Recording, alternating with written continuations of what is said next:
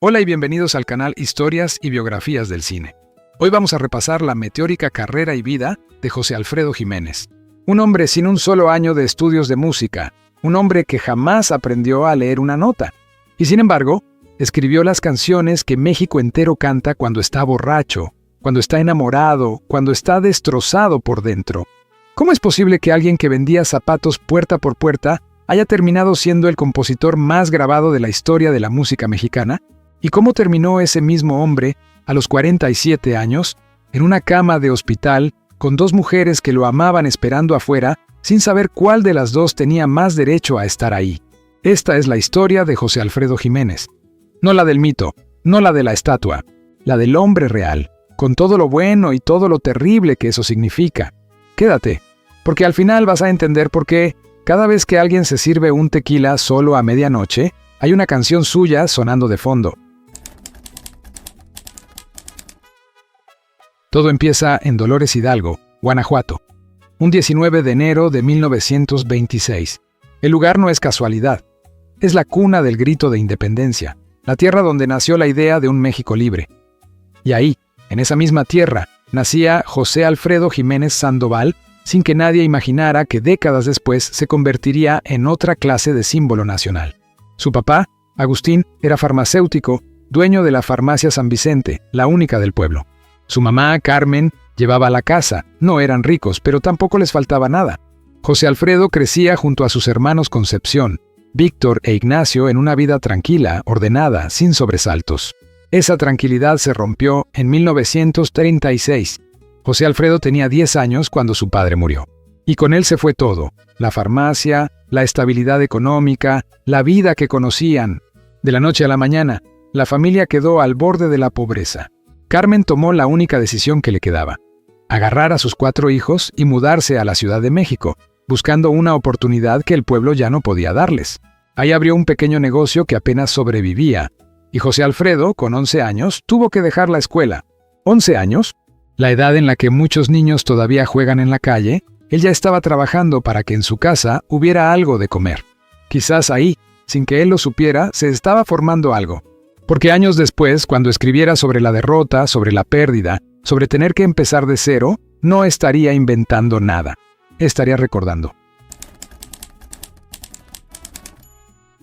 Limpió zapatos, cargó cajas en el mercado, vendió calzado de mujer casa por casa, y en algún momento consiguió trabajo como mesero en un restaurante de comida yucateca, en plena Ciudad de México, llamado La Sirena. Nada en esa rutina sugería que ahí estaba el futuro de la música mexicana. Pero el hijo del propietario tocaba en un trío llamado Los Rebeldes, y José Alfredo, entre turno y turno, comenzó a escribir canciones. Sin haber tomado jamás una clase de música, sin saber qué era el solfeo, solo escribía lo que sentía, de la forma en que sabía hacerlo, con palabras simples que pegaban directo en el pecho. Un mesero de madrugada en una ciudad que no paraba de crecer, escribiendo versos que nadie le había pedido. Así, sin anuncios, sin plan, fue como empezó todo. La vida le dio una oportunidad disfrazada de cliente habitual. Andrés Huesca, arpista veracruzano con buen oído y buenos contactos. Lo escuchó cantar mientras servía mesas y se dio cuenta de que ahí había algo distinto. Le grabó una canción. Era 1947. José Alfredo tenía 21 años, y esa grabación fue la grieta por donde empezó a colarse todo lo demás. Al año siguiente debutó en la XX, y poco después en la XCW, la radiodifusora más importante del país. Pero hubo una canción que lo cambió todo: Paloma Querida. La escribió para pedirle matrimonio a una mujer llamada Paloma Gálvez. Jorge Negrete la grabó, y de un día para otro, una canción de amor escrita para una sola persona se convirtió en la canción de amor de todo un país. Entre 1949 y 1960, grabó 121 canciones propias para discos Columbia, casi siempre con el Mariachi Vargas de Tecalitlán detrás. De 1960 a 1973, firmó con RCA Víctor y grabó 170 más. En total, más de 300 canciones documentadas, aunque él mismo decía haber compuesto más de 1000. El Rey, La Media Vuelta, Caminos de Guanajuato, El Jinete, Si nos dejan, Un mundo raro, Ella, Qué bonito amor, Serenata Huasteca, Te solté la rienda, Canciones que hoy, casi 100 años después de su nacimiento, siguen sonando en bodas, en velorios, en cantinas y en fiestas de cumpleaños. También actuó en cine. Entre 1951 y 1975, apareció en películas como Ahí viene Martín Corona, Los Aventureros y Cada quien su música.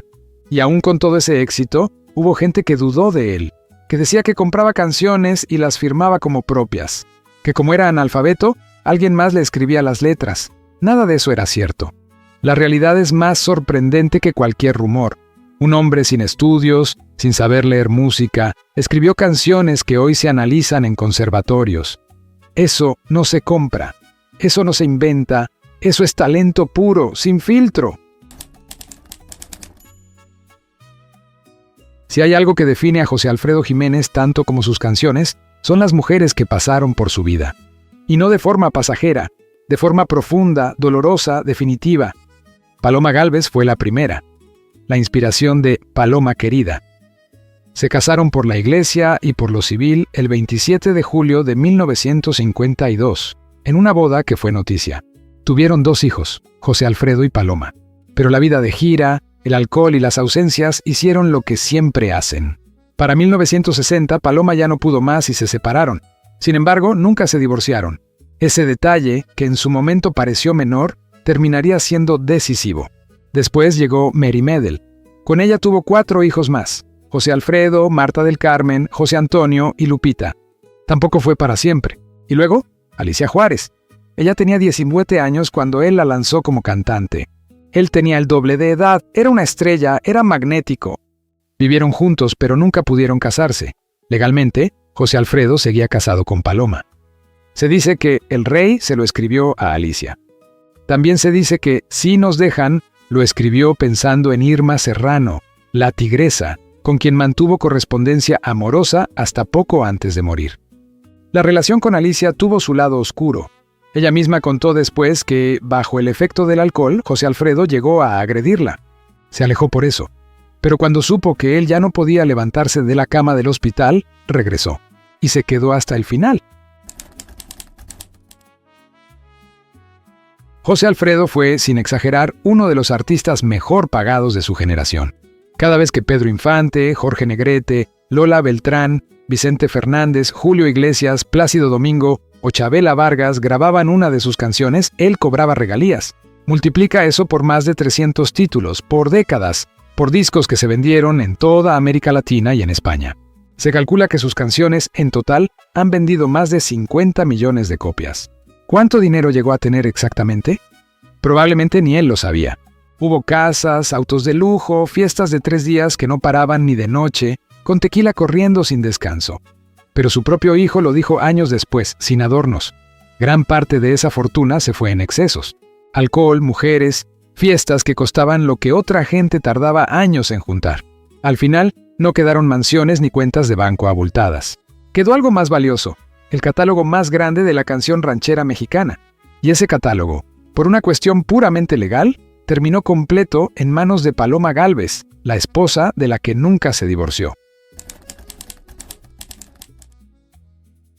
A finales de los años 60 llegó el diagnóstico que tantos años de excesos estaban preparando: cirrosis hepática. Su hígado simplemente ya no podía más. Y sin embargo, siguió. Siguió cantando, componiendo, de fiesta, como si su cuerpo perteneciera a otra persona, como si esa noticia no fuera para él. En febrero de 1973, recién cumplidos los 47 años, ingresó a la Clínica Londres en el sur de la Ciudad de México.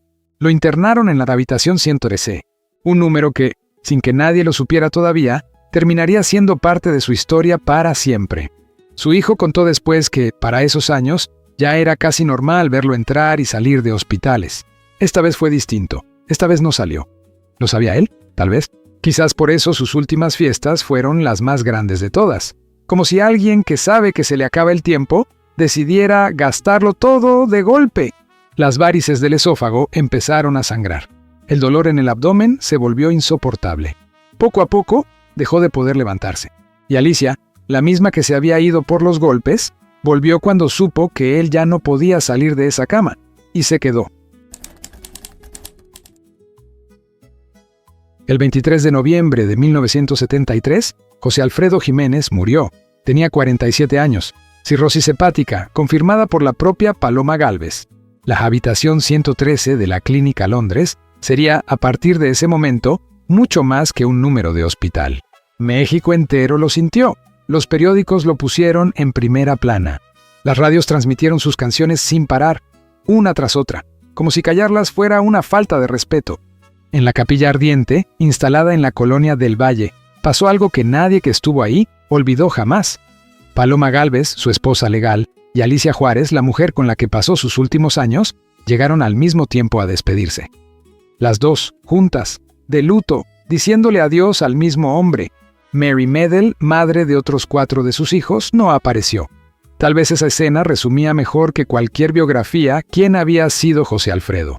Un hombre capaz de generar amores que ni la muerte podía borrar, y al mismo tiempo, un hombre que dejó heridas que tampoco se borraron nunca. Al día siguiente, lo llevaron de regreso a Dolores Hidalgo, el pueblo donde había nacido. Lo enterraron en el Panteón Municipal, bajo un mausoleo con forma de zarape y sombrero, hecho de mosaico. En el zarape están escritos los nombres de 117 de sus canciones. Arriba, una cruz con 113 círculos, el número de la habitación donde murió. Más de 300 canciones documentadas, 20 discos de larga duración, cerca de 100 premios, más de 50 millones de discos vendidos. Pero el verdadero legado de José Alfredo Jiménez no está en esos números. Está en algo más simple. Fue el primero en escribir canciones sobre el mexicano real. No el héroe de película, no el charro sin fallas, el que pierde, el que bebe, el que se equivoca, el que se queda solo y aún así sigue de pie cantando El Rey, sin un centavo en la bolsa. Vicente Fernández lo cantó como nadie. Chabela Vargas lo llevó por el mundo. Joan Baez lo interpretó en inglés. Julio Iglesias lo grabó en España. Plácido Domingo lo llevó a los escenarios de ópera. Sus canciones no envejecen porque hablan de cosas que no cambian. El amor que duele, la soledad, el orgullo que no se dobla aunque todo se esté cayendo.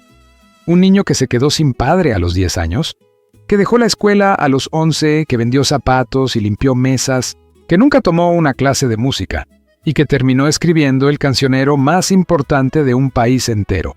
Mientras alguien en algún lugar ponga una canción de José Alfredo Jiménez, ese hombre va a seguir vivo. Gracias por ver este video, espero que lo hayan disfrutado. No olviden suscribirse al canal y comentar desde qué ciudad lo vieron. Quiero ver hasta dónde llega el legado del rey de la música ranchera, José Alfredo Jiménez. Hasta la próxima, porque mientras alguien recuerde, los grandes nunca se van del todo.